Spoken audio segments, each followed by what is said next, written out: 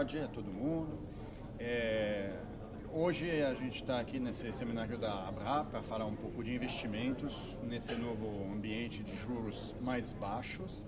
E no nosso painel a gente abordou as questões das lições que podem ser aprendidas dos fundos de pensão no exterior, principalmente depois da crise financeira de 2008, e nos dá uma visão de como que podem ser as alocações dos fundos brasileiros no futuro. Então, a gente viu até 2008 os fundos lá fora vinham já com uma alocação muito mais diversificada do que aqui no Brasil. No entanto, na crise financeira, nós vimos que mesmo com essa diversificação toda, algumas coisas deram errada, realmente. O que a gente acreditava que as correlações que eram historicamente baixas entre algumas classes de ativos, na crise ficaram altas. Então, todos os conceitos matemáticos que a gente tinha de fronteira eficiente, por exemplo, isso não segurou durante a crise. Então, depois desse momento, alguns fundos começaram a analisar as suas alocações de forma um pouco diferente. Não só em termos de asset class, de classe de ativos, como de risk factor, ou seja, de fatores de risco. O que é que causa o meu risco dentro do meu portfólio global? Por exemplo, o fato de ter 60% dos meus ativos investidos em renda variável não quer dizer que o meu risco de renda variável é de apenas 60%.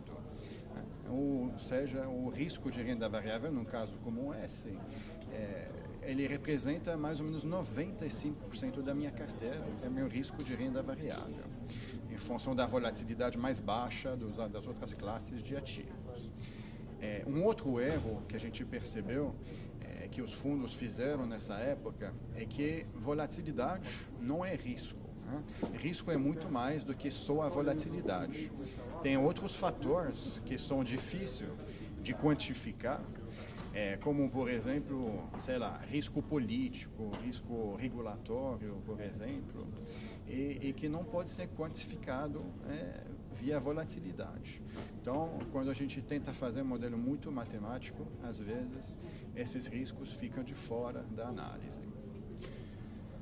Uma das outras coisas que a gente debateu nessa questão de diversificação realmente dos ativos dos fundos de pensão brasileiro foi a questão dos investimentos no exterior, que hoje é praticamente inexistente aqui no Brasil. Porém, a gente tem visto nos últimos meses realmente um interesse muito grande dos fundos de pensão brasileiro por se diversificar e investir fora. Infelizmente, ainda existem algumas travas na legislação que fazem que, na prática, é muito difícil ainda investir fora. A gente fala de ter que ter um fundo local, o que a gente chama de um feeder fund, como um intermediário para investir no fundo lá fora, o Master Fund, e também o limite de concentração de 25%. Ou seja, um determinado fundo de pensão não pode ter mais do que 25% das cotas do fundo local. Então, ele tem que achar, no mínimo, 3 ou 4 parceiros que estejam dispostos a investir no mesmo fundo localmente, que vai fazer o mesmo investimento lá fora. Já é difícil convencer um fundo de pensão a investir numa estratégia. Imagina 4, 5, 7, 8 concordarem, investir a mesma coisa, mesmo montante e tudo mais. Então, isso é uma das coisas, mas a gente acredita que isso pode sair da legislação no futuro próximo, a gente espera. E outra coisa, em termos de diversificação, que a gente acredita que vai ganhar bastante tração, e a gente já tem começado a ver isto nos últimos meses, é a questão de investimentos em classes alternativas. Por exemplo, fundos imobiliários, fundos multimercados, estruturados como private equity, por exemplo.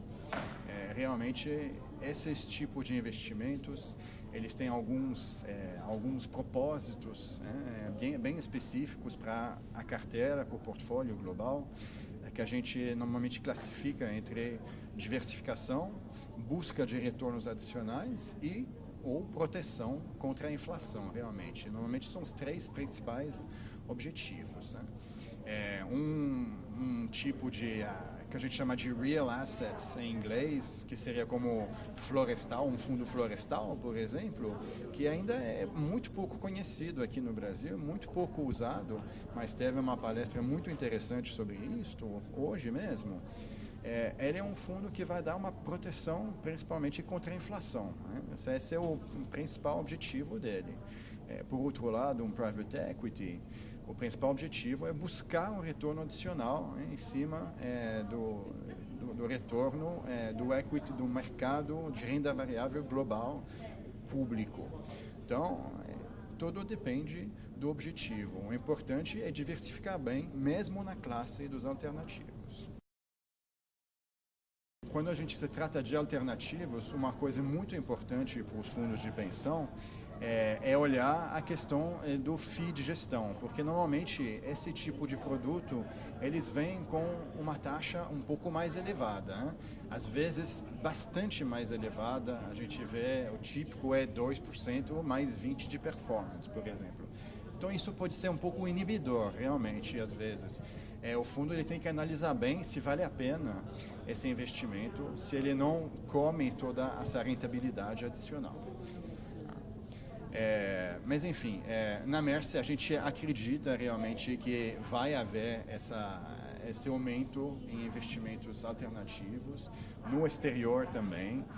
A gente gosta bastante dessa abordagem de olhar não só o asset allocation de forma mais tradicional, mas também os fatores de risco. A Mercy é uma empresa que tem mais de 1.000 funcionários especificamente de investimentos, numa empresa de quase 20.000 funcionários ao redor do mundo. Esses 1.000 funcionários são espalhados no mundo todo, em mais de 40 países. Então, e a gente gosta de analisar muito essas coisas, estudar realmente esse tipo de assuntos. Então, espero ter ajudado, agregado alguma coisa. Uma boa tarde.